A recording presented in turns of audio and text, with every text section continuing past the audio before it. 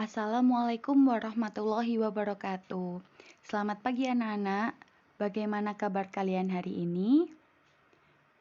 Saya berharap semoga kalian semua dalam keadaan sehat walafiat dan masih dengan semangat belajar walaupun kita semua masih dalam jarak jauh pembelajarannya ya. Kita berada di rumah masing-masing.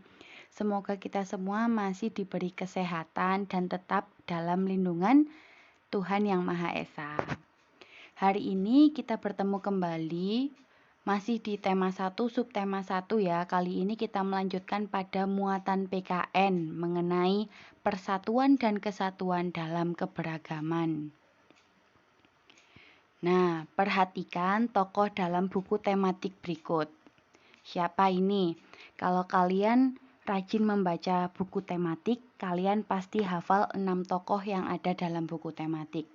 Tokoh yang pertama, namaku Udin. Udin biasanya digunakan sebagai nama panggilan dari Hasanuddin.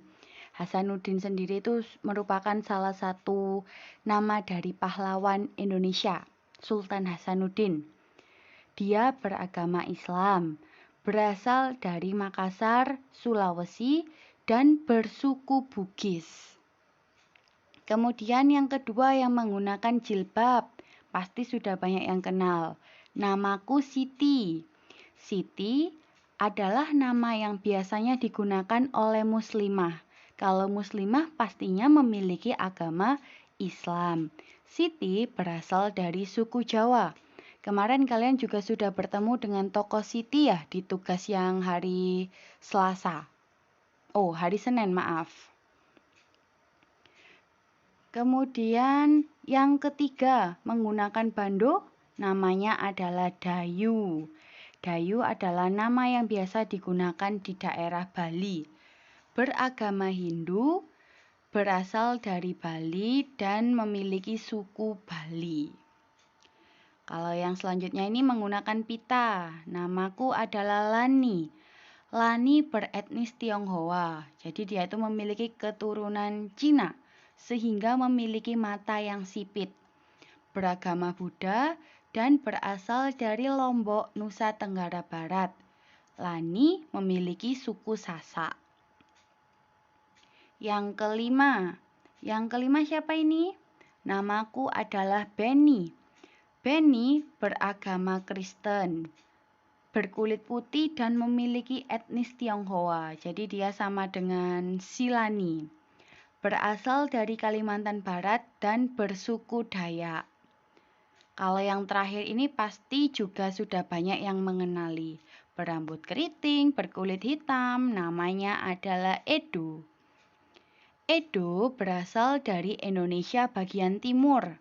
Dia beragama Kristen, ciri-cirinya memiliki rambut keriting dan berkulit hitam. Berasal dari Maluku dan bersuku Ambon.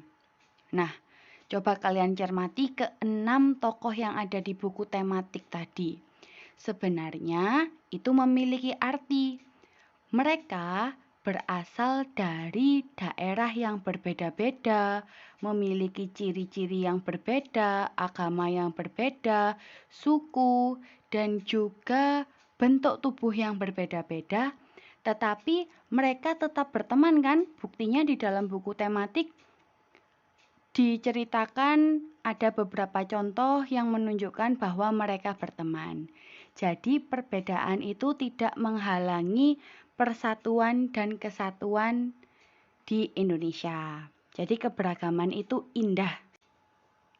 Selanjutnya, persatuan dan kesatuan dalam keragaman. Arti persatuan dan kesatuan dalam keberagaman dimulai dari kata satu. Satu yang memiliki arti tidak bercerai-berai atau utuh. Saya ambil contoh, misalkan negara Indonesia kita ini terdiri dari 5 pulau besar. Jawa, Sumatera, Kalimantan, Sulawesi, dan Papua. Misalkan di daerah Jawa, di Pulau Jawa, mayoritas penduduknya itu beragama Islam. Sedangkan di Kalimantan, itu mayoritasnya beragama Kristen, Katolik. Tetapi walaupun ada perbedaan, kita semua ini tetap satu negara, yaitu Negara Kesatuan Republik Indonesia. Kalau diibaratkan pepatah, bersatu kita teguh, bercerai kita runtuh. Jadi kalau kita bersatu, misalkan nih kalau kita sedang melaksanakan kerja bakti, kalau kita melaksanakannya secara bersama-sama, itu kan cepat selesai, pekerjaan menjadi ringan. Beda lagi kalau kita mengerjakannya sendiri-sendiri, pasti akan terasa berat dan pekerjaan tidak akan cepat selesai.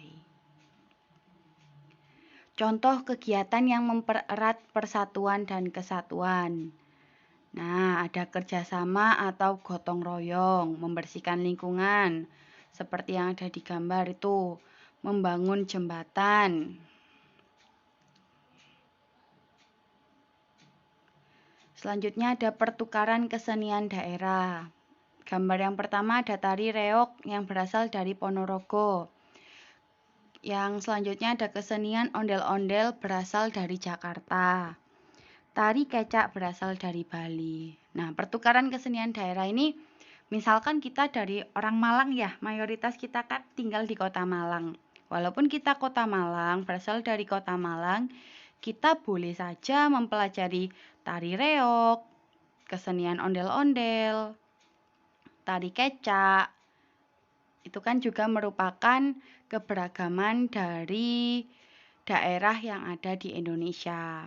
Jadi kita nggak harus, aku dari Malang, ya sudah aku menarinya dari tarian khas Malang saja. Boleh kita menari tarian dari daerah yang lain, itu boleh-boleh saja. Malah itu memperkaya pengetahuan kita akan kesenian yang ada di Indonesia. Yang bagian C, mengadakan festival makanan tradisional. Nah, dengan adanya festival makanan tradisional, kita juga bisa mengetahui berbagai macam makanan khas yang ada di Indonesia. Selain mengetahui kan kita juga bisa mencicipi. Oh, berarti begini ta rasanya papeda yang berasal dari Papua itu. Atau misalkan, oh ini rasanya gudeg yang berasal dari Jogja. Gitu. Jadi kita semakin mencintai keberagaman yang ada di Indonesia. Oke, selanjutnya manfaat persatuan dan kesatuan.